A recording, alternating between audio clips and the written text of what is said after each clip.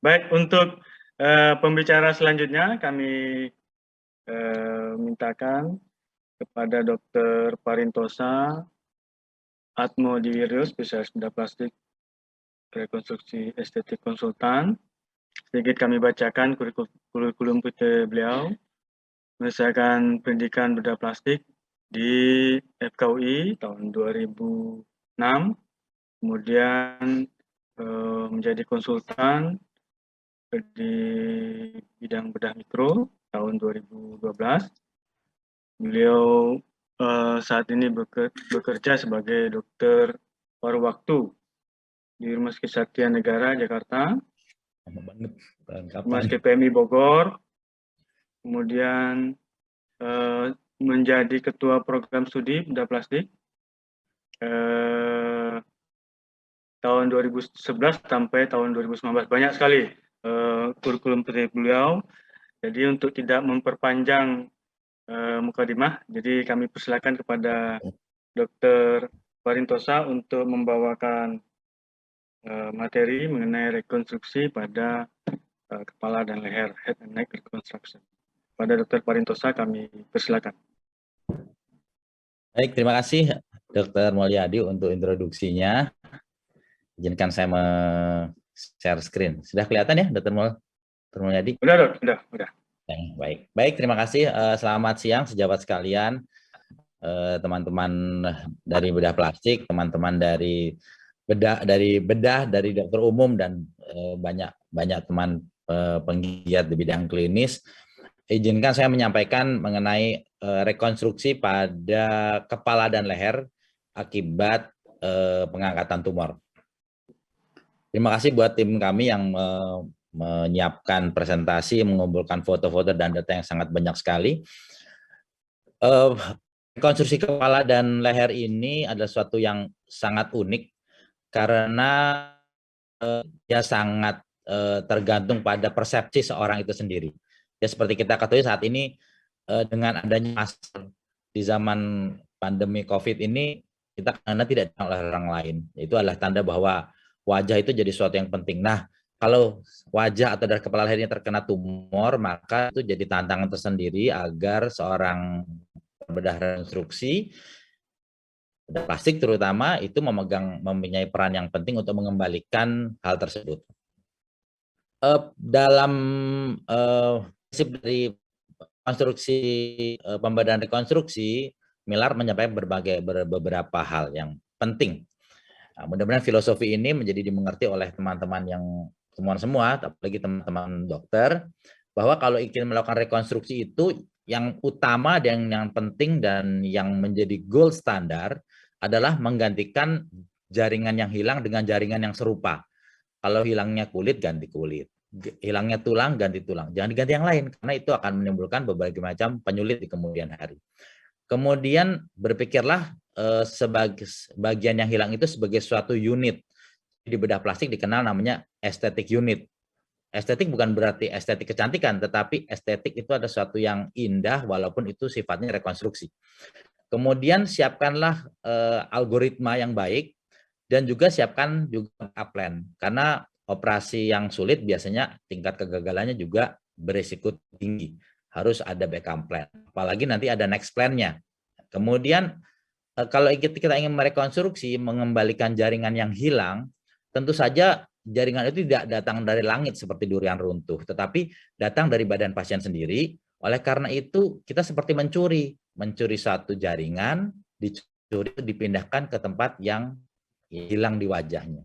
Anda kita menggunakan jaringan yang dekat, tentu saja akan ada distorsi yang mungkin terjadi. Itu mesti kita pikirkan. Apabila ada jaringan dari yang jauh, maka kita harus memikirkan bagaimana mengatasi donor yang dipindahkan tersebut. Oleh karena itu, ini yang nomor 5, jangan lupa dengan donor area. Itu saat ini menjadi sesuatu yang nomor 1, tidak hanya sekedar nomor 5. Jadi kalau melakukan rekonstruksi, maka pikirkan baik-baik donor areanya. Berhasilan seorang dokter yang sudah cukup berpengalaman atau memiliki terbang yang baik, itu dinilai dari bagaimana dia bisa mengatasi donor area selain pada rekonstruksinya itu sendiri. Ini sudah disampaikan di awal tadi pembicaraan Dr. Puji menyampaikan, Dr. Melati menyampaikan bahwa ada namanya anak tangga rekonstruksi. Ya, mulai dari yang paling sederhana sampai yang paling tinggi. Yang ingin saya sampaikan adalah kalau yang sederhana biasanya lebih mudah dikerjakan, tetapi penyulit atau kesulitannya akan muncul belakangan lebih lama. Misalnya perawatannya menjadi lebih lama. Kalau digunakan yang di atas maka susah pengerjaannya, tetapi hasilnya maupun aplikasinya biasanya akan dicapai lebih mudah. Oleh karena itu, ini ada kata-kata di kanan, Camia menyampaikan. Kalau saya membacanya bukan jangan pikirkanlah teknik yang sederhana untuk mendapatkan hasil yang optimal, tetapi bagaimana supaya hasil optimal itu terjadi bisa dengan pemilihan yang sederhana maupun yang kompleks. Jadi optimalnya dulu yang dipikirkan, bukan kita mengerjakan simpelnya dahulu. Jadi itu yang ingin saya sampaikan, bahwa yang terbaik buat pasien adalah itu yang kita kerjakan. Saya menyebutkan kata-kata kita karena artinya adalah di era sekarang ini sangat mudah kita membuat rujukan, kita membuat konsultasi. Jadi tidak ada kata tidak untuk memberikan yang terbaik buat pasien, walaupun mungkin itu tidak dikerjakan oleh tangan kita sendiri, tapi kita melakukan rujukan atau meminta tolong atau membuatkan konsultasi dengan bidang yang lain. Oleh karena itu ini ada namanya anak tangga, bukan anak tangga, elevator reconstruction. Ini kalau kita seperti kita mau beli mie gitu ya, beli mie, kalau kita inginnya mie yang enak gitu, kalau kita ke pasar yang sederhana agak susah dapatnya, ya kita dapatkan mie gitu ya. Tetapi kalau kita datang ke tempat yang lebih luas, kita punya terserba yang luas gitu ya, kita bisa dapatkan ini ada mie Korea, mie yang lain-lain yang sesuai kita inginkan, sehingga kita bisa memilih yang terbaik buat kita. Jadi saya mencontohkan pada kita, apalagi buat pasien, jadi itu mesti kita pikirkan baik-baik. Gilis menyampaikan bahwa kalau kita ingin membuat suatu pemindahan jaringan itu adalah suatu battle, jadi suatu dilema antara bagaimana jaringan itu bisa dihidupi dengan beauty. Jadi seperti pada gambar ini sebelah kanan, kalau ingin memindahkan jaringan satu tempat lain, maka kadang-kadang pasien itu di awal-awal mengalami fase dia ada jaringan yang ditempelkan tempat lain. Tadi Dr. Puji menyampaikan itu mesti dipertimbangkan baik-baik, apalagi saya kembalikan lagi bahwa ini adalah rekonstruksi kepala leher. Jadi beauty, keindahan estetik, keindahan unit itu mesti diperhatikan.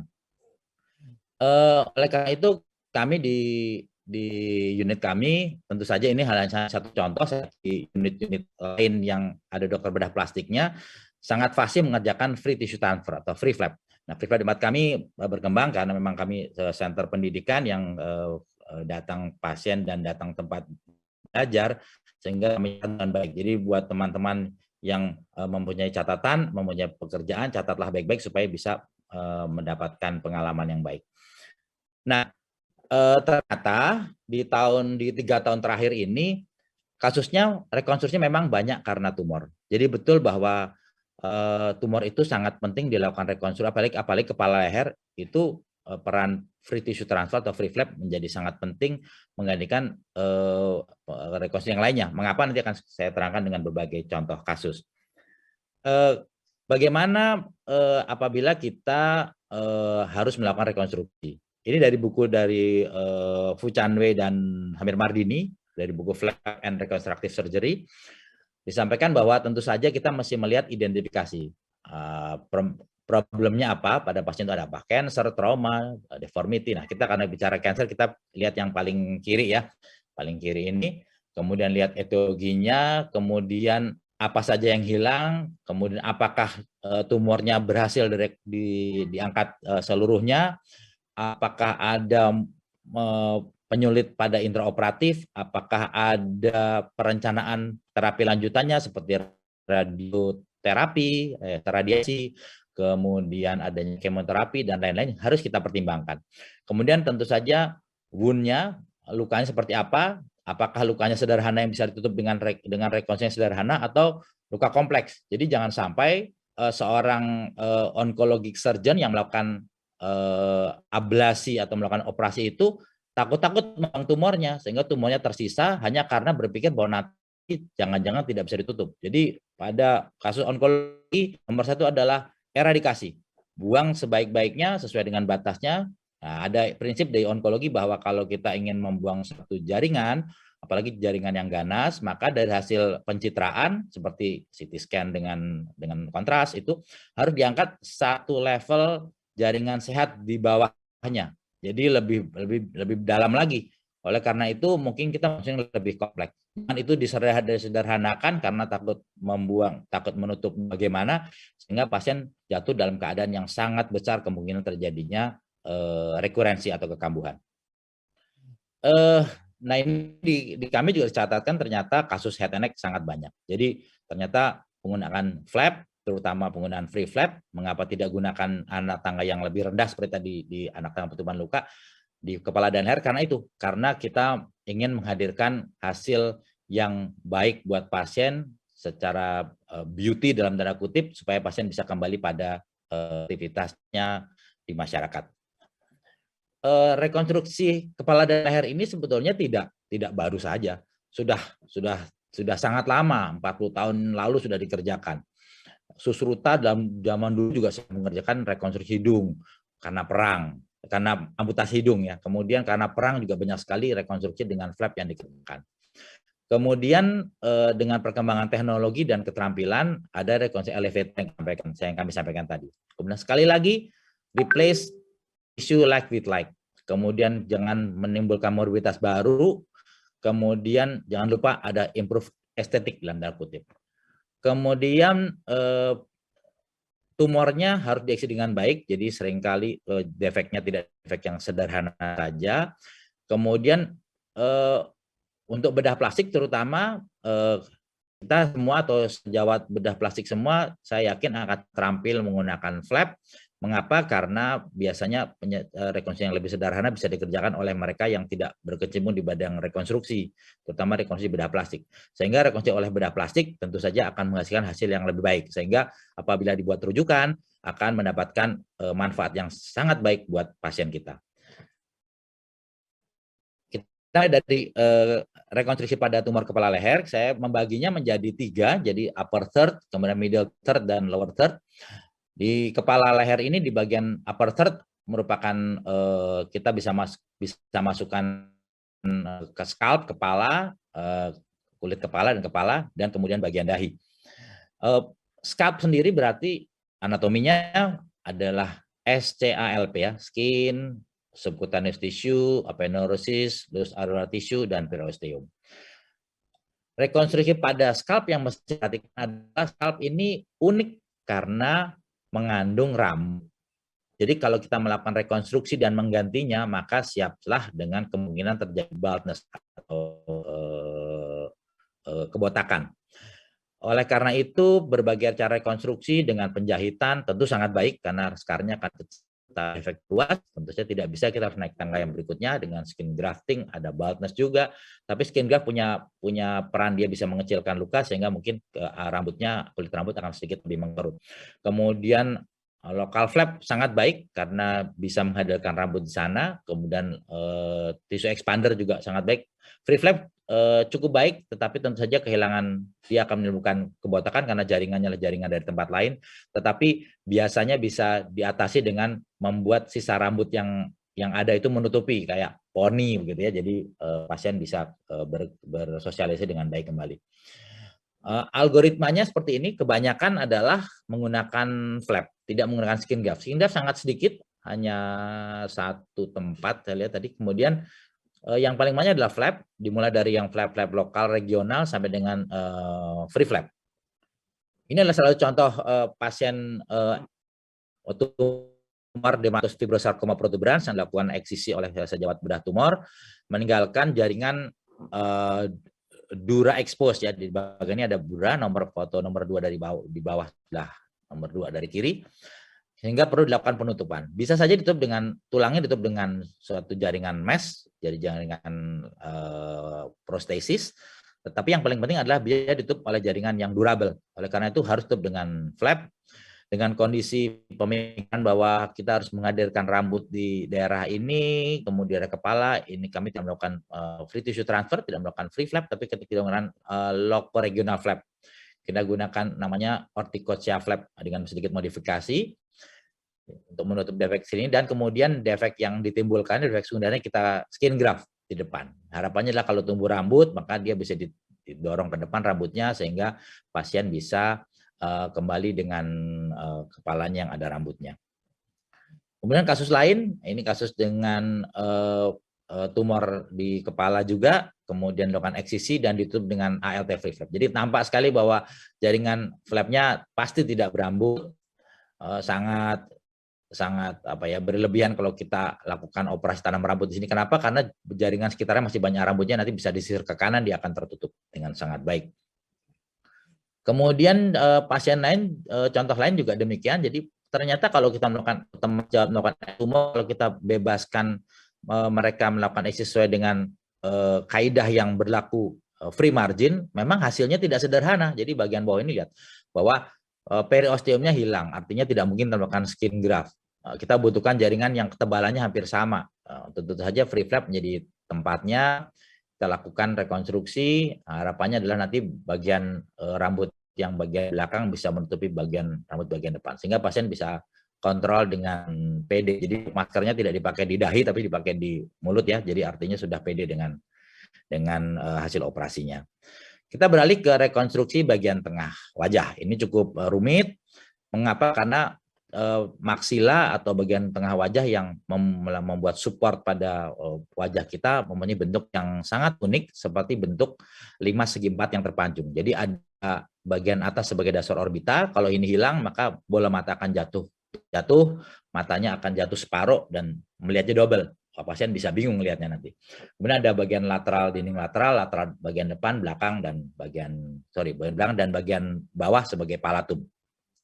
Nah, kalau dapat kasus seperti ini yang dilakukan oleh operasi oleh sejawat-sejawat yang bergerak di bidang onkologi, kira-kira apa yang kita kerjakan? Yang penting adalah identifikasi. Apa yang hilang, apa yang mesti rekonstruksi, dan memperkirakan hasil yang ingin dicapai seperti apa. Alangkah baiknya kalau dari awal dengan pemeriksaan yang baik, dengan rapat yang baik, maka kita bisa tentukan, bisa inform pasien pada pasien dan keluarga tentang hasilnya. Pada rekonstruksi bagian tengah wajah ini tentu saja dari bawah, dari dalam ya palatum perlu dikembalikan. Tidak lagi kami melakukan, kalau kita pikir replace tissue with light, sudah tidak ada lagi zaman sekarang dengan menggunakan obturator. Bisa digantikan dengan soft tissue yang akan jadi mukosa.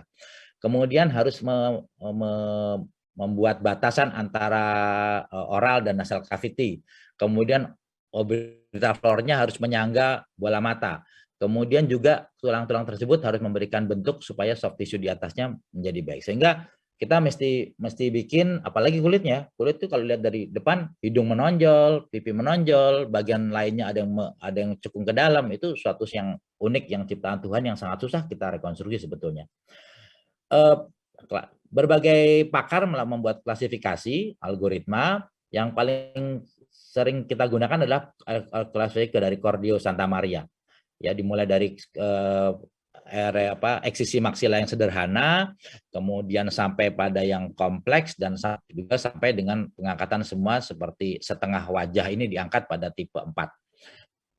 Klasifikasi lain adalah JS Brown, juga menyampaikan beberapa klasifikasi. Silakan teman-teman sejawat sekalian memilih salah satu klasifikasi yang didalami dengan baik, sehingga kita bisa sama memberikan informasi dengan saling mengerti, objektif. Rodriguez juga menyampaikan berbagai kelas dalam eksisi maupun pilihan rekonstruksinya. Hanasono-Skoraki juga demikian.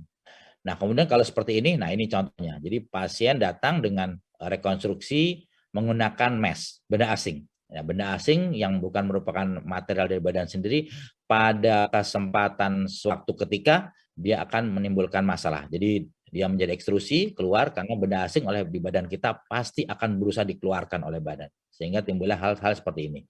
Masih banyak lagi kasus yang lain, misalnya mandibula yang direkonstruksi dengan plat saja, seringkali juga nanti nongol. Jadi menunggu waktu, daripada menunggu waktu kita pikirkan, kita berkomunikasi dengan mereka yang sudah berkecimpung ahli di bidang rekonstruksi, supaya pasien tidak bolak-balik dan menyita waktunya.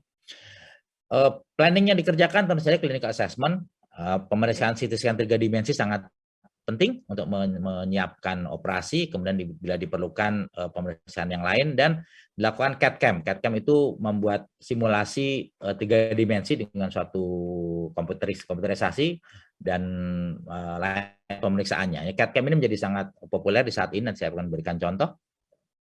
Kemudian dalam melakukan rekonstruksi juga kita mesti merencanakan. Jadi ada rencana, kemudian eksekusi, dan kemudian ada rencana berikutnya.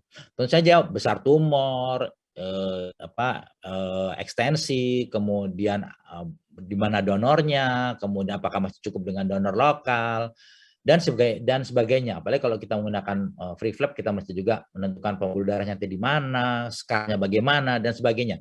Itu dikumpulkan ada satu kumpulan, diberikan checklist yang baik, didiskusikan dengan sejawat onkologi, kemudian dibicarakan dengan keluarga. Jadi misalnya onkologi sedang lagi operasi, kalau kita perlukan pembuluh darahnya, ya kita temani, kita kawal. Nanti ini kita akan pakai, jadi akan mempercepat waktu operasi. Kemudian optionnya apa saja? Optionnya adalah saya disampaikan ada regional flap, ada non vascularized, ada local flap, bone graft, local flap, satu plastik. Ya, obturator itu bisa digunakan, tetapi kembali lagi kalau replace tissue like sebaiknya kita akan gunakan dari badan pasien sendiri. Yang paling sering atau yang paling menjadi standar adalah free tissue transfer atau free flap. Contohnya pada pasien ini dengan type 1 limited defect maxillectomy, kita rekonstruksi, ini ada defeknya, defek berupa tulang maksila dengan soft tissue-nya, kita berikan rekonstruksi dengan tulang dan dengan soft tissue untuk mengisi bagian luar dan bagian medial wall. Kasus lain adalah kasus subtotal maxillectomy, ini dengan keterbatasan operasi pada pasien, kita gunakan mesh dan ditutup dengan suatu jaringan flap yang durable. Jadi untuk jaringan maksila maupun menutupi sebagian dari meshnya, kita gunakan jaringan durable, diharapkan jaringan yang polarisasi, maka meshnya tidak mudah muncul ke luar kulit. Kemudian di kasus lain adalah kelas 3A bilateral total maxillectomy, itu juga kami gunakan prinsip menggunakan vascularized tissue berupa radial forearm free flap dari jaringan dari lengan yang sangat tipis untuk mengisi maksila, dan bagian frameworknya digunakan calvarea bone graft. Bone graft harus ditempatkan pada jaringan yang vascularized, namanya graft ya. Jadi kalau graft itu pasti harus ada jaringan yang vascularized. Ya, kalau diberikan jaringan otot akan lebih baik lagi dibandingkan dengan hanya jaringan kulit saja. Kemudian dengan yang lebih sederhana, ternyata ketebalan dari antara tie flap dapat menutup kafum, jadi menutup rongga, dan kemudian dapat direkonstruksi. Nah, rekonstruksi cukup rumit seperti ini, mana bagian yang kulit, mana bagian lateral wall, mana bagian palatum. Jadi palatumnya tidak pakai obturator, kita pakai jaringan pasien sendiri. Sangat nyaman pasiennya, sangat-sangat nyaman, tidak ada nyeri, tidak usah buka tutup, tidak usah membersihkan obturator, dan seperti sudah orang yang kembali normal. Pada kasus lain juga demikian, kita gunakan free fibular flap sebagai modalitas yang diperlukan. Kemudian kalau pada pasien ini, pasien sudah tua, kemudian seringkali kita ingin menggunakan bentuk, maka pertama kali hadirkan dulu jaringan yang cukup. Jaringannya cukup luas, cukup besar, bulky, tidak apa-apa. Yang penting nomor satu tadi, tumornya terangkat dengan baik. Buang sebanyak-banyaknya, kemudian dokter bedah plastik merekonstruksi dengan kemampuan yang tertinggi, dan kemudian bersahabat dengan waktu. Dengan waktu 3 bulan, 6 bulan, pasien dilakukan rekonstruksi lanjutan, sehingga bisa terbentuk hidung tanpa frame. Jadi dengan lemak hidungnya saja bisa tertutup hidungnya dengan frame. Ini sekalian dapat bonus pasiennya menghilangkan tai lalatnya ya. Jadi takutnya tai lalatnya kambuh juga menjadi suatu basalioma, sekaligus kita angkat. Kemudian ada klasifikasi yang dibuat oleh tim kami, ada suatu namanya centrofacial defect dengan rekonstruksi soft tissue. Kembali lagi ingin menanyakan bahwa seringkali dalam melakukan rekonstruksi kita tidak bisa melihat hasilnya dalam satu waktu yang dekat. Jadi kita pasien angkat tumornya dengan baik, kemudian rekonstruksi tahap demi tahap. Yang penting ada plan, backup plan dan next plan-nya. Pada pasien ini tentu saja selain free flap yang digurjakan pada pasien dengan radial forearm flap sebagai dasar dari rekonstruksi hidung, kemudian kita tahu barikom hidung gold standarnya yang terbaik adalah dengan paramedian forehead flap, dengan flap dari daerah frontal dari dahi ditekuk, ada masih ditempelkan, kemudian setelah 3 minggu dipotong, dibentuk lagi, kemudian diisi dengan jaringan dengan tulang iga sebagai cartilage graft, kemudian dibentuk, dan ini hasilnya setelah 2 tahun. Ya, ada waktu sampai didapatkan hasil yang maksimal, tentu saja dengan keterangan atau diskusi yang sangat baik dengan pasiennya. Kemudian flap yang tebal juga tidak usah kecil hati, ya, ditempelkan dengan baik. Yang penting adalah dia punya jaringan yang cukup. Kita mau bikin apa ya? Bikin bibir, bikin hidung perlu ketebalan, berarti jaringannya mesti gendut dan sebagainya. Kemudian yang tebal dilakukan liposuction, dan pasien mendapatkan hasil seperti ini dan bisa dikamuflase. Pasien sudah jalan-jalan ke pasar, belanja sendiri dengan pakai kacamata ya. Jadi nenek-nenek yang sudah pede banget begitu. Kemudian seringkali kalau pada tumor-tumor yang sederhana dapat juga dilakukan operasi dengan lokoregional flap. Tentu saja kita mesti memikirkan bagaimana menyembunyikan garis scar, karena ada scarnya ya. Kita sembunyikan scarnya pada daerah nasolabial, kita sembunyikan scar pada garis-garis langer atau lipatan kulit sehingga scarnya akan sangat tersembunyi. Tetapi jangan lupa bahwa kita mesti melakukan ini, jangan membuat distorsi tempat lain, seperti nanti matanya tidak tertarik atau tidak, pada yang bibir ini nanti bibirnya narik sisi kiri atau tidak, itu mesti dipertimbangkan dengan sangat baik. Yang saya yakin bahwa kalau dikirimkan pada dokter bedah plastik pasien akan mendapatkan hasil yang sangat baik. Demikian juga flap yang cukup besar pada hidung dapat dilakukan transpositional flap jaringan nefusnya tertutup dengan baik, kemudian bekas operasinya juga skarnya sesuai dengan garis lipatan kulit. Baik dok, waktu tinggal 1 menit. Oke, baik, saya cepat saja. Jadi ada beberapa rekonstruksi pada maksila yang lain. Pada bagian bawah mandibula, mesti mengenal anatomi yang baik, kemudian rekonstruksinya adalah supaya pasien bisa bentuknya baik dan bisa makan, minum, dan bicara. Bentuknya sangat unik pada mandibula ini, berbagai macam metode bisa gunakan, yang paling populer adalah dengan vascularized bone.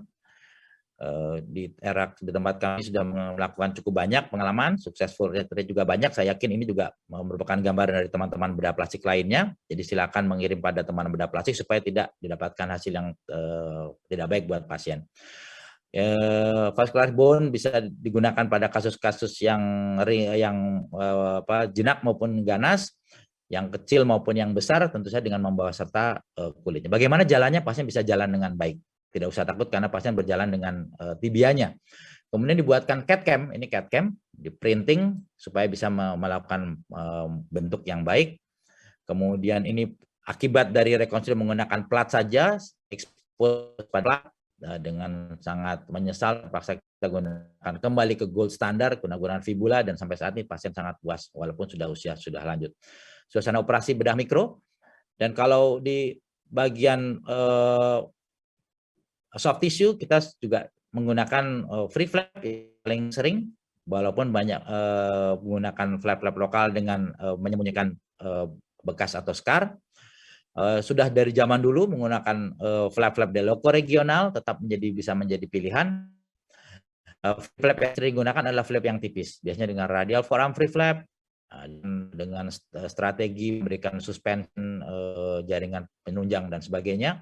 Demikian pada rekonstruksi lidah, apalagi lidah bersama dengan mandibula yang sering terlibat, apa yang defek yang ada kita rekonstruksi dengan baik. Biasanya kalau rekonstruksi lidah saja kita menggunakan flap tipis, radial forearm flap. Bagaimana tidak ada, memang sisi sebelahnya tidak akan bisa merasakan, tetapi yang goal yang dicapai adalah satu, ini bentuknya bagus, warnanya sudah menjadi seperti warna lidah normal, dan dia bisa sensitif, dia bisa merasakan, sehingga kalau ada air liur yang ada di sana, sisa makanan, bisa lidahnya bisa dan swell, jadi bisa menelan dengan baik. Pada pasien-pasien kemoterapi juga sering terdapat penyulit, tapi tentu saja harus dapat diatasi oleh kita. Head and neck, kita seringkali mesti mengembalikan esofagus, karena esofagus di teman-teman THT onkologi dibuang dan pasien harus bisa bicara. Maka laringnya sudah nggak ada, tidak bisa bicara. Oleh karena itu menggunakan suara dari perut. Nah, kalau ada suara perut, esofagusnya harus utuh. Oleh karena kita rekonstruksi esofagus dengan suatu jaringan, membuat satu cup dan kemudian ditutup bagian luarnya. Ini pasien yang sama dengan gambaran diagramnya. Learning curve sangat penting. Jadi kalau teman sekalian, sejawat sekalian berkenan atau ingin mendalami rekonstruksi, maka nomor satu jangan coba-coba. Karena kalau coba-coba, maka yang rugi pasiennya. Semua akan mengalami learning curve. Saya pun mengalami learning curve.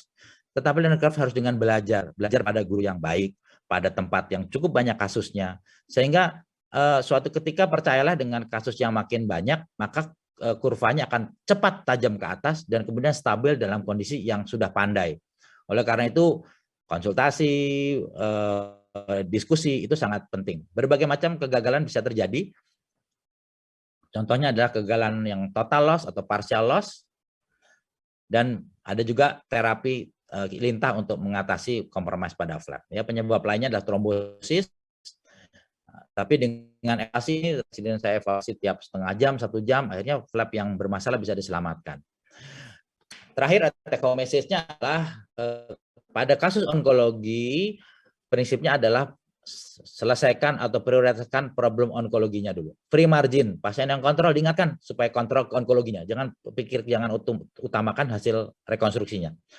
Kemudian kalau ada keraguan-raguan dalam pembuangan jaringan onkologinya, maka gunakan yang paling sederhana. Misalnya skin graft atau flap yang lebih sederhana.